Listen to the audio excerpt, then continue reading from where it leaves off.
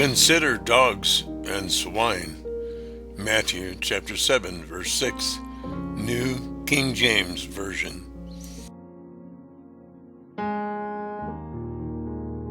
Do not give what is holy to the dogs, nor cast your pearls before swine, lest they trample them under their feet, and turn and tear you in pieces.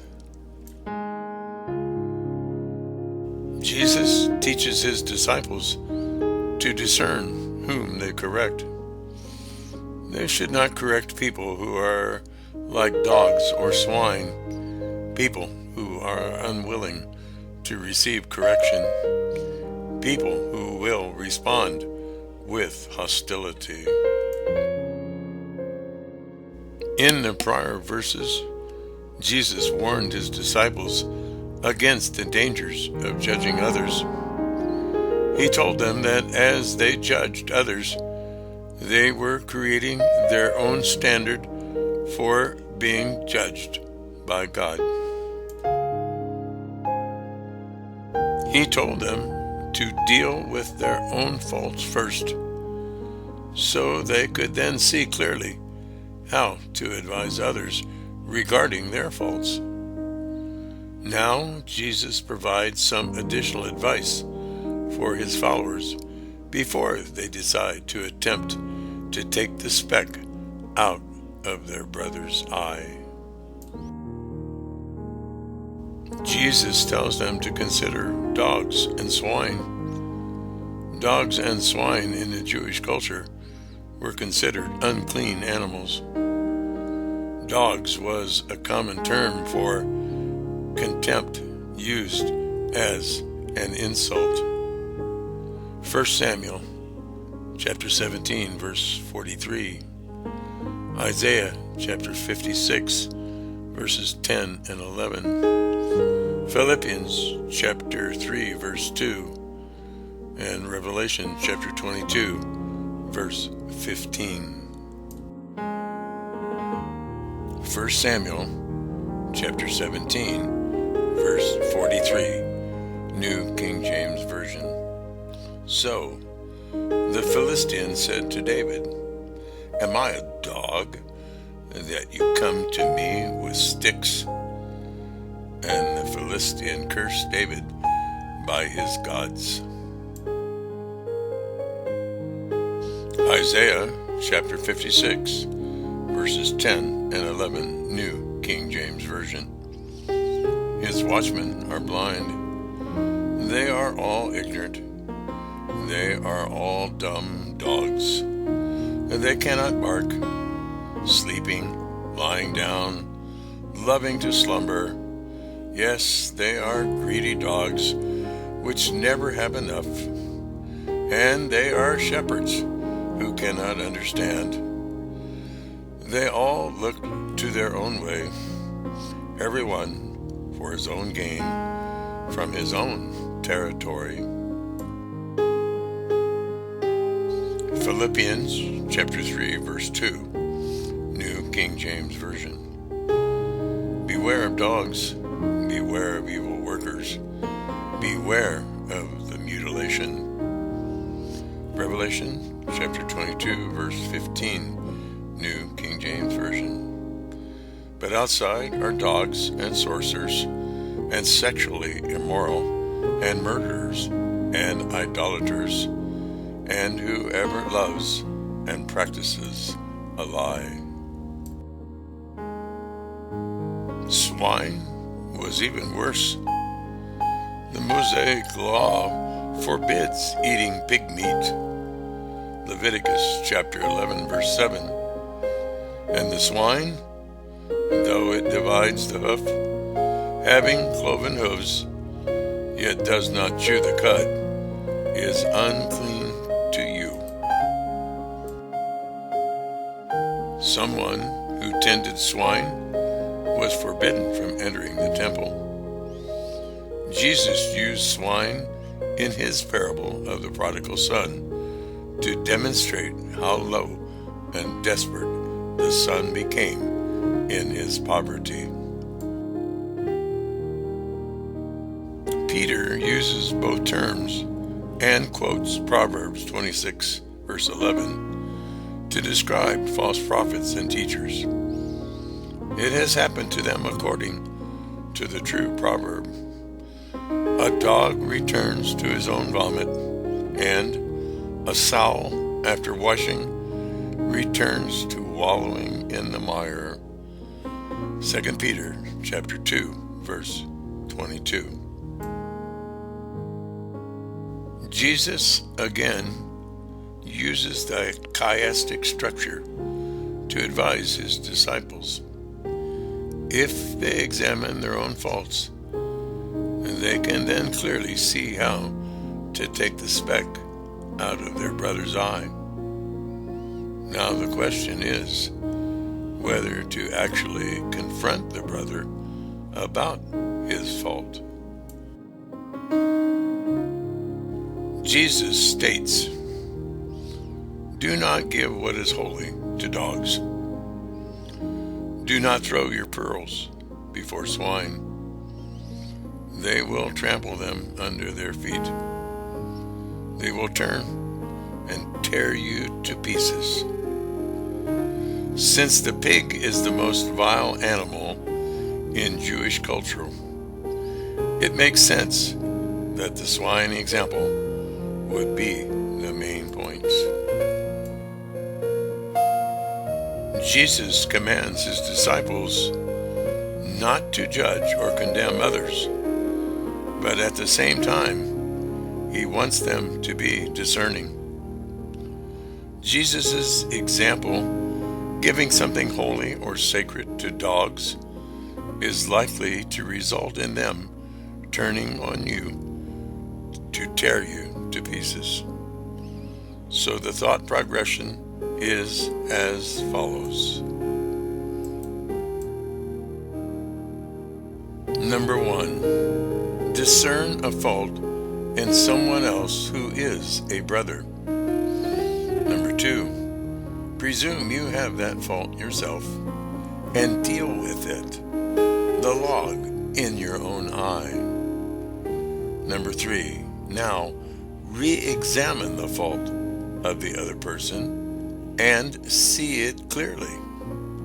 Number 4, next evaluate whether that brother is in a state of mind to receive your help, or if they are not in a position to listen, then don't bother with any correction.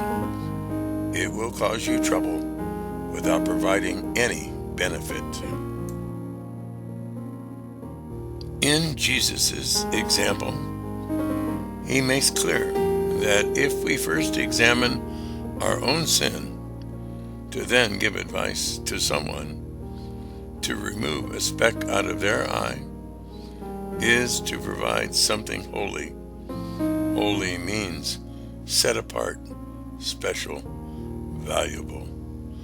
By removing the speck, that person has the opportunity to move closer to God's kingdom and his righteousness. So, it is a genuine good deed to provide correction out of a good motive. But if the person is not in a position to receive correction, they won't be helped. It would be like trying to feed meat to a pack of wild dogs, and you will just get bitten. The person will try to tear you to pieces. You will seek to correct, and your reward will be for them to try to destroy you in retribution. This is not a problem if we are truly seeking the best for others, rather than seeking to pass judgment. There is no need for us to control or put down other people, for we know we will all stand before God. By discerning their faults, we are helped to see our own faults. That frees us to discern whether we are truly in a position to offer them correction in a manner that helps them, while avoiding unnecessary strife and trouble for ourselves. In addition to not offering the holy advice of correction to someone who will tear you to pieces like a pack of dogs, the same goes for pearls of wisdom, specifically the wisdom to uncover faults and replace them with constructive behavior, to live out His righteousness in a manner that brings the principles of His kingdom into our world. This wisdom is like pearls. You wouldn't think to throw a group of pearls in the pig slop. The swine wouldn't appreciate the pearls. They will gain no benefit from them. They will simply trample them under their feet. They will not discern the value of the pearls and will treat them like any other slop. If someone will not recognize the pearls of wisdom within your correction, helping them remove the speck in their eye, then don't waste something of great value, wisdom, upon someone who is not willing to recognize that value. If they prefer foolishness, you should let them wallow in it until such a time as they are open to listening.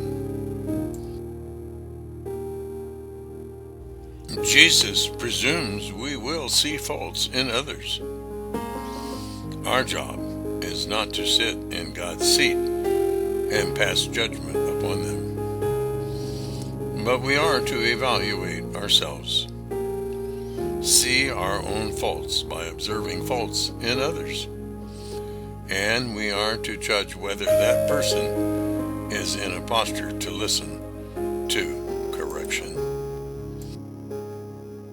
If someone is unwilling to listen to truth and it angers them, then we should leave them alone. They will be the worse for it, and it is their choice. They will stand before God and answer for their actions. They will not stand before us. Romans 14 verse 4 and Romans 14 verse 10. Romans chapter 14 verse 4, New King James Version. Who are you to judge another's servant? To his own master he stands or falls. Indeed, he will be made to stand, for God is able to make him stand. Romans chapter 14, verse 10, New King James Version. But why do you judge your brother? Or why do you show contempt for your brother? For we shall all stand before the judgment seat of Christ.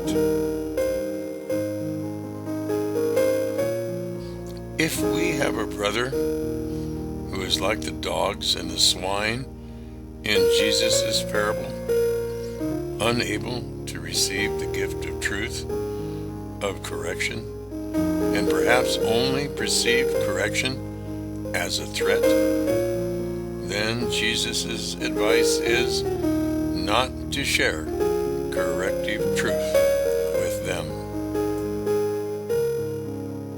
They will just trample it under their feet and turn and tear you to pieces. It might be unpleasant to them because it exposes their sin. John chapter 3 verse 20. For everyone practicing evil hates the light and does not come to the light, lest his deeds should be exposed. The truth of God's kingdom and His righteousness is not to be used as a weapon against scoffers. It is to be offered as a gift.